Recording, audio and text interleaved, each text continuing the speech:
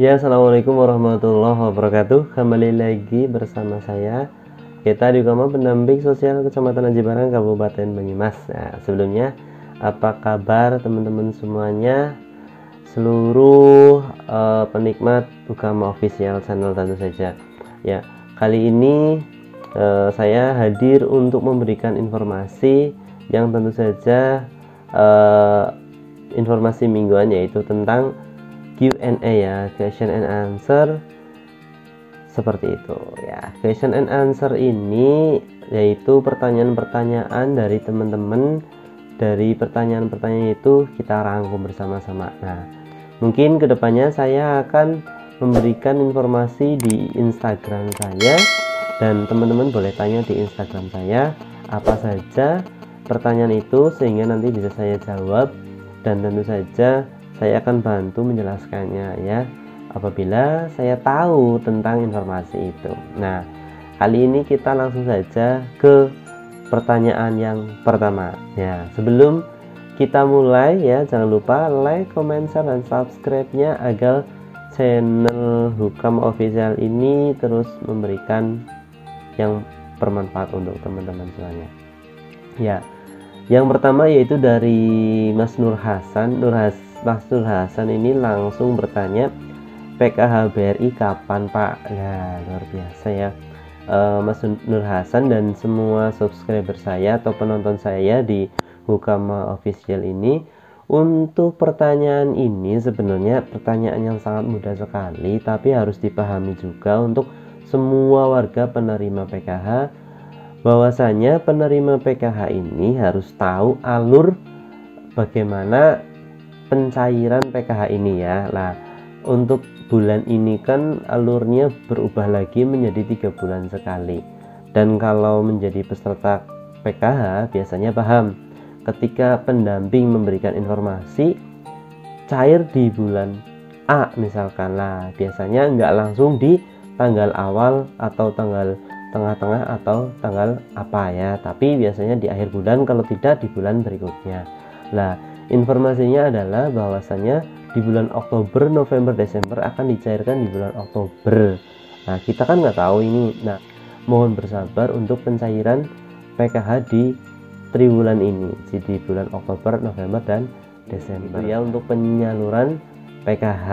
Nah, kalau ditanya kapan cair, tentu saja semua pendamping pasti tidak tahu jawabannya kalau memang datanya itu belum turun dari atas, begitu ya.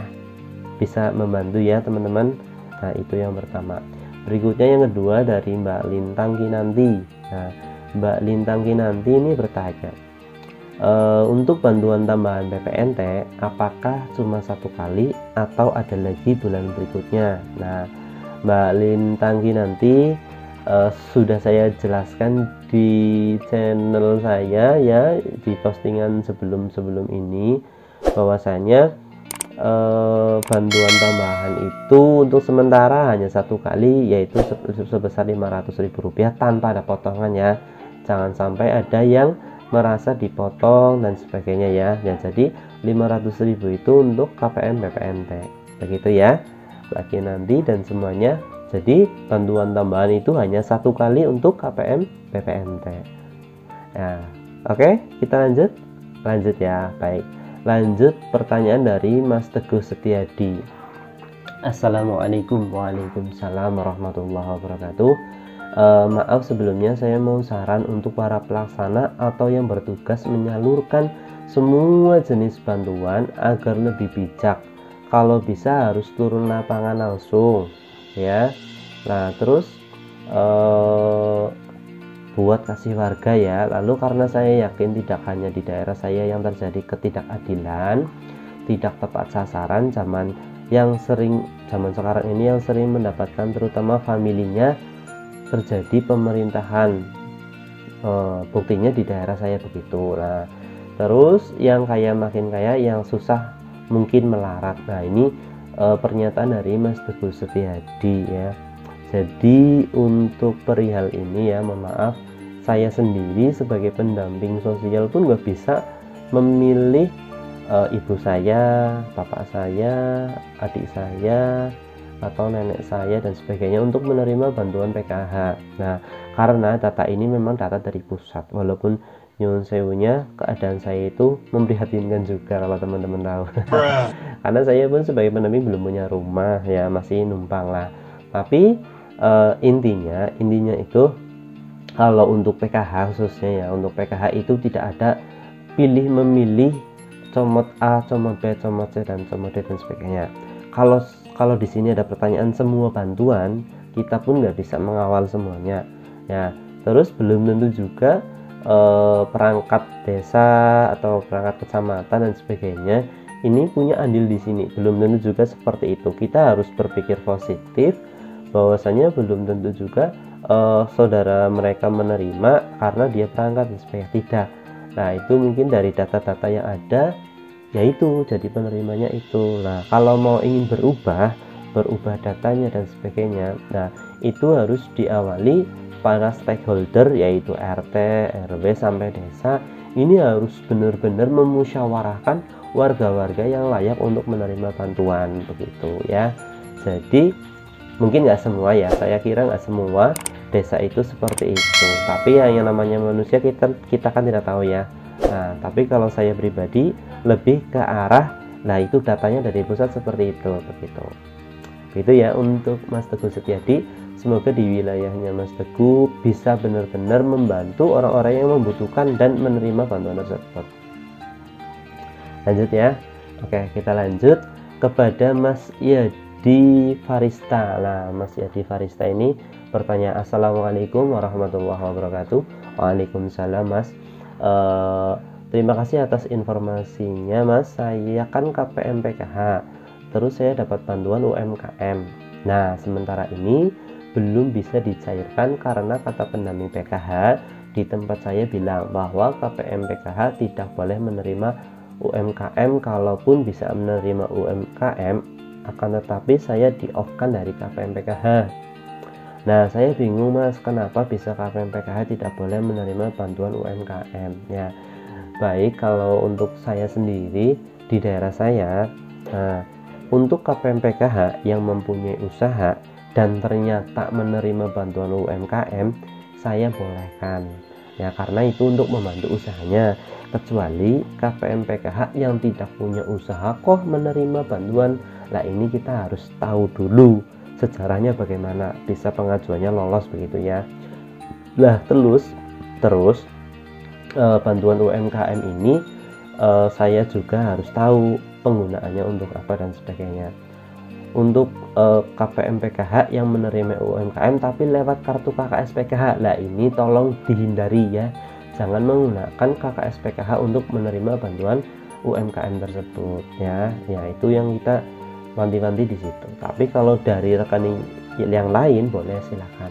Nah, itu jawaban dari saya, semoga memuaskan. Nah, tapi kalau misalkan lebih kurang paham lagi boleh tanya ke pendampingnya langsung. Nah, tapi versi pendamping pun berbeda-beda, ada yang menganggap bahwa itu salah dan sebagainya. Nah, kalau menurut saya, kalau memang datanya dari UMKM kan untuk semua warga Indonesia, lah itu ya monggo saja kalau menurut saya ya. Nah, yang penting ketika usaha itu dibantu dengan 2,4 juta itu ternyata usahanya maju, lah kan bisa mentas dari PKH. Sebenarnya sama saja lah, ketika menerima bantuan UMKM, kok usahanya bagus kan mentas. Nah, siapa sih yang nggak mau menjadi orang yang lebih kaya lagi, orang yang lebih mampu, ekonominya naik, kan nggak ada yang nggak mau yang seperti itu ya. Pengennya tetap ekonominya naik. Dari situlah saya kira program PKH ini menjerumus ke situ, biar orang tersebut ekonominya lebih baik dan mengangkat ekonomi tersebut, perilaku ekonominya bagus dan sebagainya. Nah, itu kan salah satu tujuan dari program PKH ini. Nah, ada subsidi yang lain untuk KPM PKH, kenapa tidak diambil kan begitu. Nah, itu ya, itu kecuali ada tembusan resmi dari pemerintah. Nah, ini selama ini belum ada. Nah, itu berikutnya, lanjut pertanyaan berikutnya dari Mbak Anissa Aditya Putri.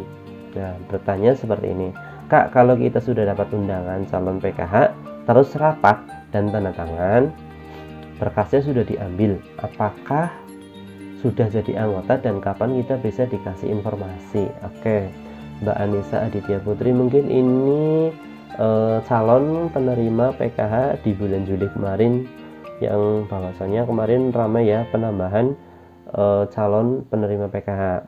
Nah, kalau untuk peserta baru, nah ini kalau misalkan di lingkungan atau di suatu daerah tersebut nyatanya memang masih tergolong bebas, masih bisa kumpulan dan sebagainya, bebas dari COVID ya. Nah, itu biasanya diundang.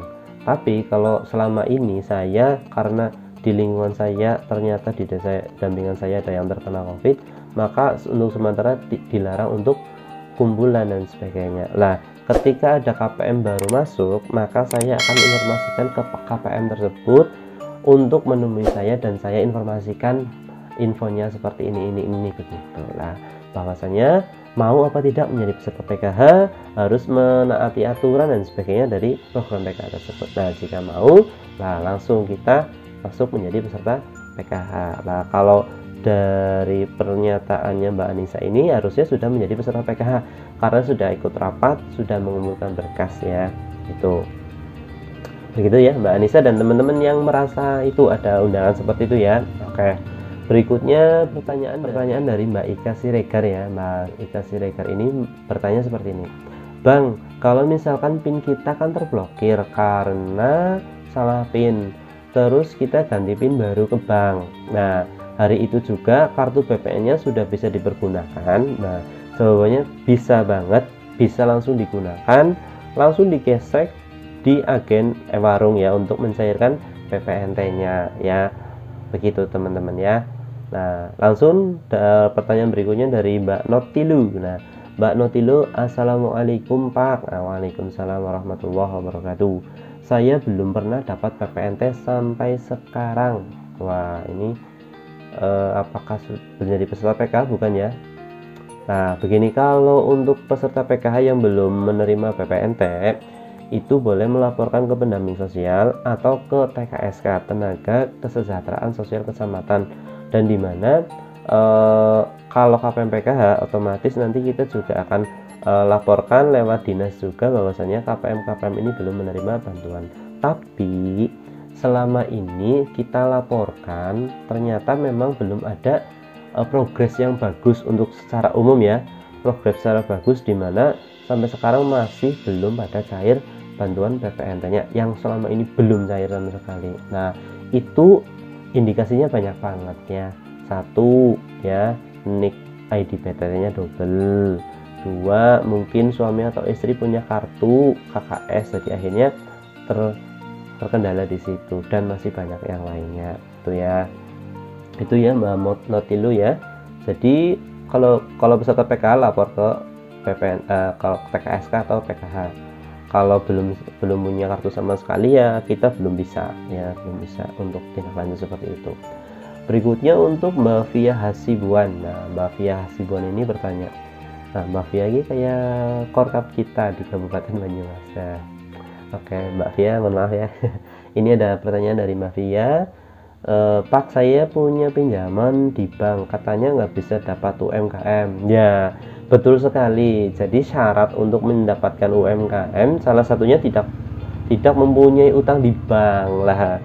Ini kalau sudah punya utang di bank ya udah nggak bisa. Kalaupun ada SMS masuk mendapatkan 2,4 juta, maka otomatis terblokir di situ. Jadi nggak bisa ya. Begitu Mbak Fia. Oke, lanjut pertanyaan ke-9 atau berikutnya ya, dari Mas Iqbal Wahdani ya. Mas Iqbal Wahdani ini bertanya, Kak, saya mau tanya ATM PKH itu saya tertelan di mesin, terus saya sudah lapor di bank, sudah 4 harian kok belum ada info. Kalau sudah diambilkan dari mesin biasanya nunggu sampai berapa hari ya Kak untuk dikembalikan? Nah, kalau ini pengalaman saya pribadi, biasanya ini dari pihak vendor yang ngurusi ATM ya, ATM mesin itu lapor ke bank terkait, misalkan Mandiri, BRI, BTN dan sebagainya, lapor, lalu dari bank lapor ke kita, ini Mas ada atas nama ini, KPM ini, ada yang punya lah, ternyata KPM saya lah, saya baru ngabari begitu lah. Prosesnya ya tergantung cek dan dicek ATM, mesin ATM yang di sana ya. ketika kalau misalkan ternyata teknisinya cepat ya bisa diambil cepat begitu. Jadi tergantung di situ ya. Nah, semoga Mas Iqbal kartunya ditemukan lagi ya, dapat diambil lagi, karena sayang banget kalau harus ganti kartu. Oke, lanjut pertanyaan terakhir ya, dari Mbak Surti Wahyutias. Nah, Mbak Surti Wahyutias ini bertanya, gimana caranya agar biar cair lagi BPNT saya Kak, sudah 5 bulan nggak cair, saya jual KPMPK. Nah, itu berarti pertanyaan dari siapa tadi ya, dari Mbak Notilu ya, sama ya. Jadi untuk Mbak Surti Wahyutias, nyatanya memang kita nggak bisa untuk memastikan cairnya kapan lagi untuk PPNT, karena PPNT ini kartunya ganti nggak? Nah, PPNT ini harus tahu permasalahannya bagaimana begitu, atau ganti kartu atau apa dan sebagainya. Kalau ya itu tadi ID PTT dan sebagainya begitu ya. Yang penting sudah lapor ke pendamping dulu, ke pendamping sosial, setelah itu ke TKSK. Nah, TKSK tinggal nanti melanjutkan ke pusat begitu ya. Itu dari 10 pertanyaan terpilih yang sudah kita bahas. Semoga ini menjadi wawasan tersendiri untuk teman-teman semuanya dan bisa menjadi ilmu yang manfaat juga. Saya juga belajar. Semoga yang merasakan seperti itu segera terselesaikan masalahnya begitu ya teman-teman. Saya Gita Adi Utama, pendamping sosial Kecamatan Aji Barang, memberikan informasi ini. Semoga bermanfaat. Mohon maaf apabila banyak salah kata. Wabillahi taufiq wal hidayah. Wa ridho wal inayah. Wassalamualaikum warahmatullahi wabarakatuh. Salam PKH. Sip, santun, integritas profesional.